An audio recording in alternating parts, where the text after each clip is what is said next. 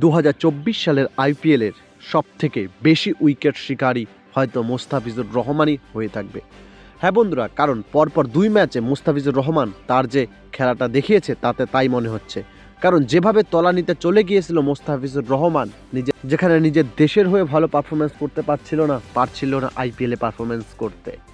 আগের বছর আইপিএলে তিনি চেয়ারেই বসে কাটিয়ে দিয়েছিল, কিন্তু এবছর ধোনির সান্নিধ্যে এসে সিএসকেতে এসে তিনি পরপর 2 ম্যাচে তার যে উড়ন্ত পারফরমেন্স, তিনি যে কাটার মাস্টার, তার যে রূপ তিনি দেখিয়েছে, সেটাই তার প্রমাণ যে হয়তো মোস্তাফিজুর রহমান এবছরের আইপিএলের সবথেকে বেশি উইকেট শিকারী হয়ে থাকতে পারে।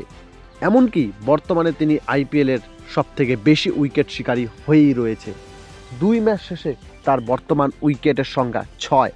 প্রথম ম্যাচে যেভাবে তিনি 4 উইকেট নিয়ে ম্যাচের হিরো হয়ে গেছে এবং সিএসকের প্রধান বোলার হিসাবে খ্যাতি হয়ে গেছে, ঠিক তার পরের ম্যাচেও মোস্তাফিজুর রহমান তার সেই রূপ ধরিয়ে রাখছে।